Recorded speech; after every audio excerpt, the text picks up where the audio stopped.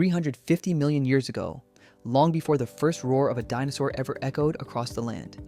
The world was already alive with monsters, not the kind you imagine from movies, but something far stranger, slower, larger, unfamiliar.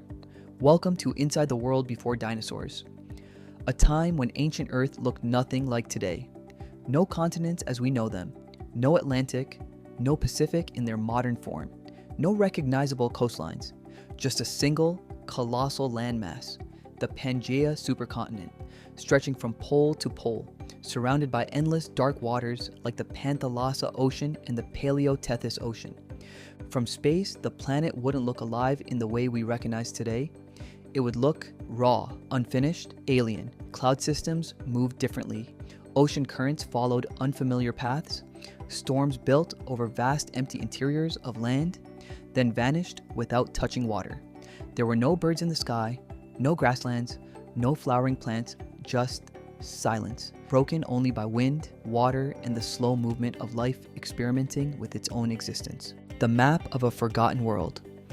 This was an age defined by extremes, a world shaped by the constant tension between oceanic crust versus continental crust, a planetary system in motion. Oceanic crust was fragile, temporary. It formed, spread, and disappeared back into the mantle through subduction zones, erasing much of its own history. Continental crust, however, endured, ancient, thick, resistant. The imbalance between the two meant that while oceans constantly reset themselves, the land held onto scars, mountains, basins, fractures, building a long geological memory. This dynamic shaped everything. Sea levels shifted, coastlines expanded and collapsed. Entire regions rose while others sank beneath shallow inland seas. And because nearly all land was fused into one massive body, the interior of Pangaea became isolated from oceanic moisture. The result? A brutal continental climate across most of the supercontinent. Hot, dry summers stretched endlessly, baking the surface under an unforgiving sun. Winters brought sharp temperature drops, cold, lifeless, and dry, with little snowfall to soften the landscape. Day-night temperature swings were extreme. Rain was rare. Wind carved the land into barren rock and dust. Massive deserts dominated the heart of Pangaea. Vast, empty regions where life struggled to survive, let alone thrive. These weren't just deserts, they were dead zones, regions so harsh that even early life forms avoided them entirely. And yet, at the edges of this harsh world, where land met ocean, and especially along the equator, the rules changed completely. Moisture returned, heat intensified, and life exploded. Near the equator, a narrow belt of stability formed, a region where rainfall was consistent, temperatures were high, and ecosystems could finally take hold.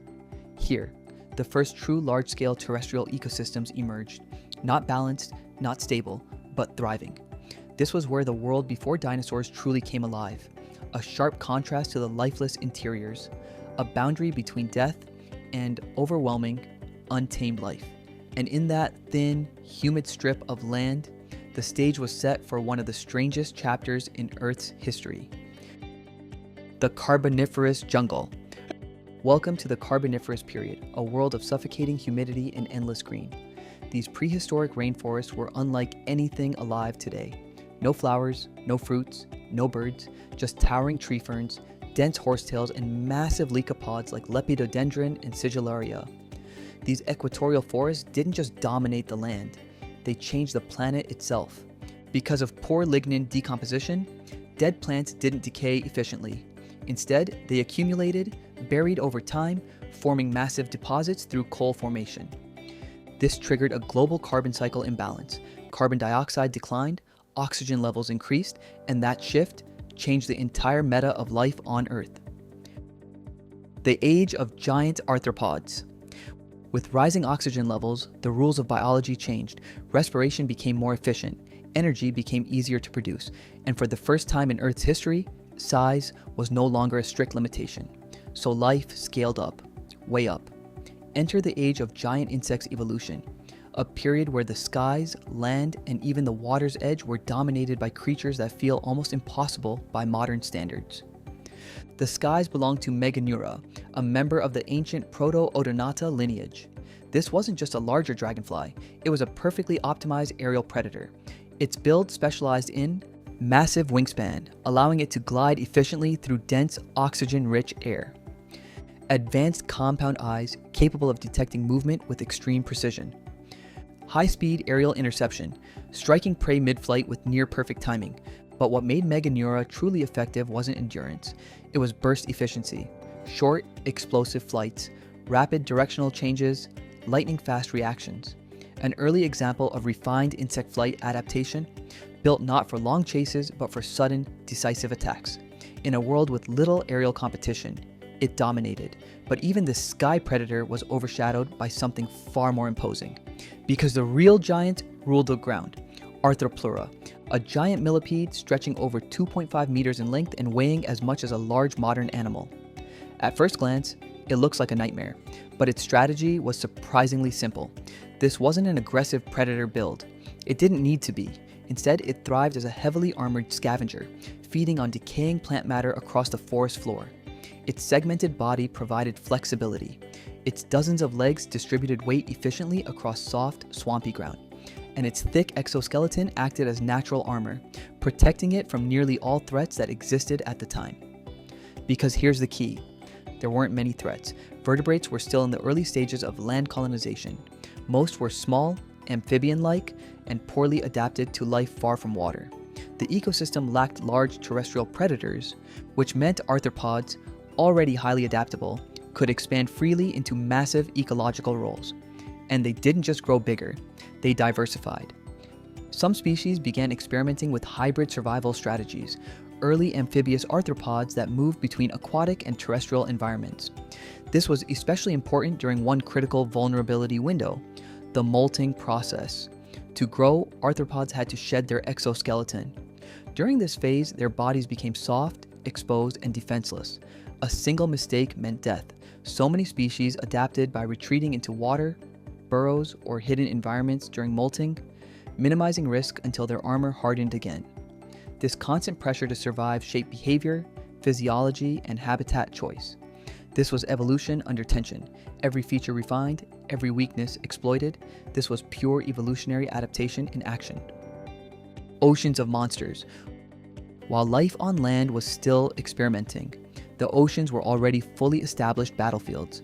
Ancient seas stretched across vast continental shelves, rich in nutrients, sunlight, and ecological opportunity. Here, marine ecosystems were not just stable, they were highly competitive. Every niche was contested, every role optimized. Among the dominant builds, Eurypterus, fast, agile, highly mobile aquatic predators capable of quick directional bursts and efficient hunting in shallow waters. Hibbertopterus, massive, heavily built, specializing in a benthic lifestyle, moving slowly across the seafloor, scavenging or ambushing smaller organisms. Isotylus rex, one of the largest known trilobites, representing the peak of a long, successful lineage of marine arthropods. These eurypterids, sea scorpions, and trilobites weren't primitive. They were highly refined organisms equipped with efficient gills and respiration systems, allowing sustained activity underwater. Advanced compound vision, giving them awareness of movement and light changes. In some cases, mineral-based calcite eyes, a rare optical system that provided unique visual advantages. Some swam, some crawled, some burrowed, some hunted, others scavenged.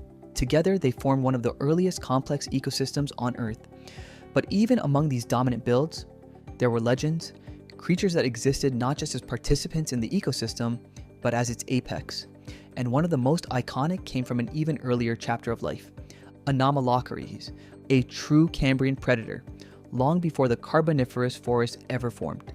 Fast, flexible, highly specialized, it moved through the water using undulating flaps along its body, achieving smooth, controlled propulsion.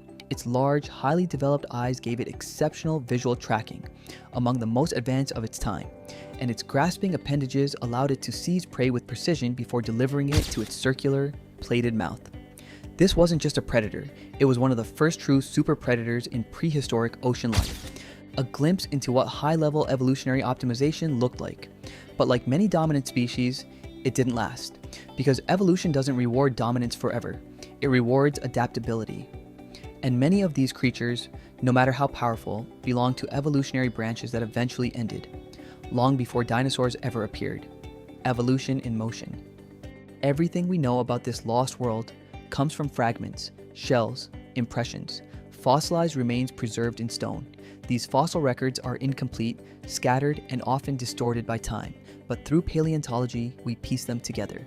We reconstruct ancient ecosystems. We trace evolutionary adaptation across millions of years. We watch as life transitions from ocean to land, marking the early stages of vertebrate land colonization, from simple marine organisms to complex arthropods to the gradual evolution of insects and early terrestrial systems. Every structure, every behavior, every adaptation was being tested. Nothing was permanent, nothing was guaranteed. This was a world in constant beta, and in this system, success was always temporary, because evolution doesn't guarantee survival, it only guarantees change. The Great Collapse. At the end of this era, everything changed. The Permian mass extinction, the most devastating of all extinction events. Driven by extreme Permian period climate change, it caused catastrophic biodiversity loss, 96% of marine species wiped out, 80% of terrestrial life eliminated, entire ecosystems collapsed, the giants vanished, the balance reset, a new era begins, but extinction creates opportunity. From the ruins of the old world, new life began to rise, smaller, faster, more adaptable. This shift would eventually lead to the rise of dinosaurs. And much later, the evolution of mammals. The world before dinosaurs wasn't empty. It was a brutal, experimental phase of Earth's history, where nature pushed life to extremes. A world of towering forests, a world of giant arthropods, a world of ancient oceans filled with monsters. And every fossil we uncover is a fragment of that forgotten era, a reminder that before dinosaurs ruled the Earth, there was another world entirely.